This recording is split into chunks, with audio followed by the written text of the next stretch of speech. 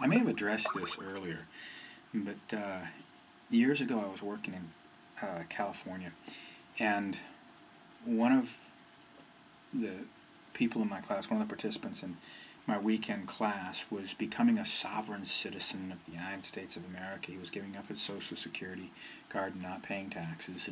And as he went on about it, I pointed out to the room and pointed out to him how much conflict there was in his system, just how much, I mean, just, they don't have a right to do this.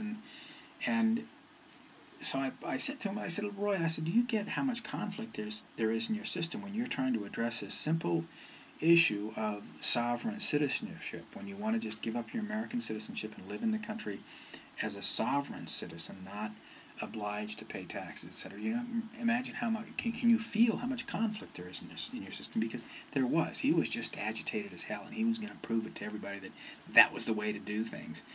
And his response to me was, well, that's how it has to happen. That's how we did it 200 years ago when we broke free of the shackles of the British Empire. We had to go to conflict. We had to dump the tea in the sea and go to conflict. And I said, you know, Roy, I said 200 years ago, that was old technology. Maybe it was the only way, well, it was obviously the only way we could do it. But that was old technology then. Conflict is an old technology. We need to find ways to go to peace, to happiness. And we can't do it through fighting with people.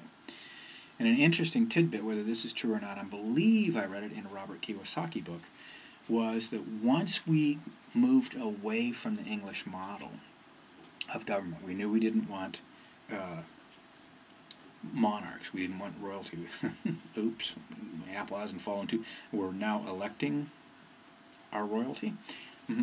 But what Kiyosaki said was the model that they used for the United States government, the democracy and everybody coming together, was based on, I believe he said, the Iroquois Indians.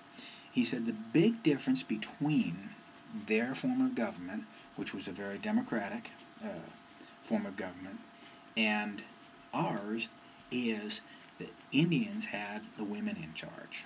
Right?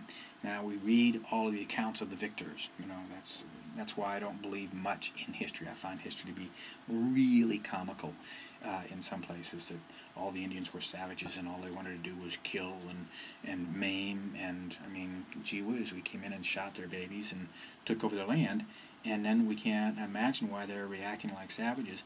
Apparently they lived in quite a bit of peace and prosperity in the United States of America. The indigenous people had to work 2 hours a day to get their food for their kids, but their forms of government worked, and I don't think we can say that.